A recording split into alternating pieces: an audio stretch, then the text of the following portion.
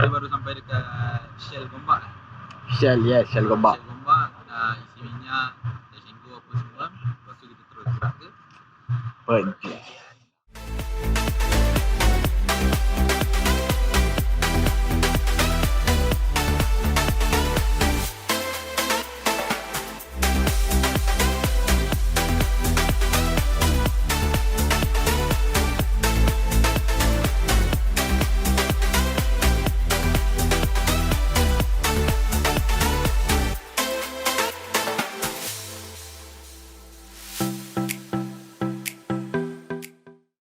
Jam ni sekarang pukul 2.20 pagi. Kita baru sampai dekat atas Meloh. Kita lepak-lepak. Bukan kereta je kena isi minyak, orang pun kena isi minyak je. Wah, jadi orang minyak ah.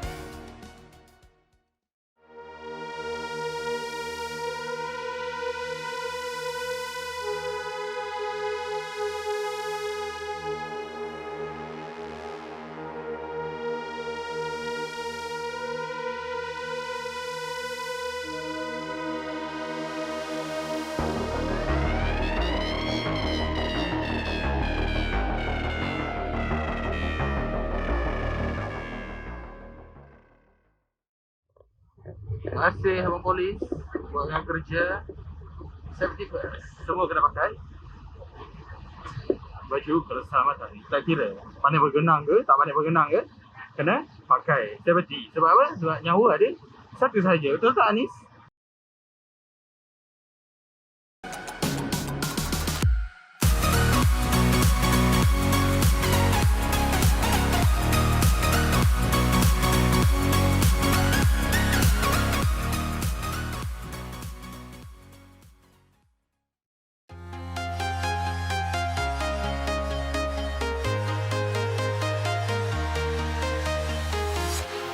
Walking alone streets are empty. The only thing I can see is my own silhouette. I'm getting stronger, step by step. The clock is ticking, but there's no time for regrets. I've been flying from town to town, from London to Taiwan. I've been all around the globe, trying to protect your soul. We are heroes tonight. We will fly above the sky. We are heroes tonight. Yeah. We are heroes tonight. We will fly above the sky.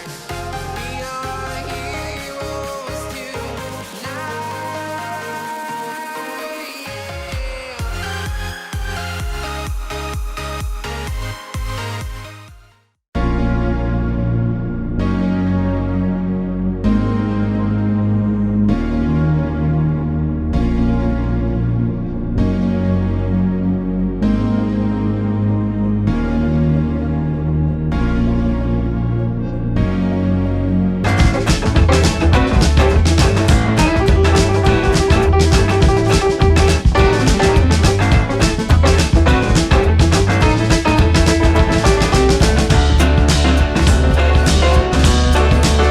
Okey, member mabuk ini.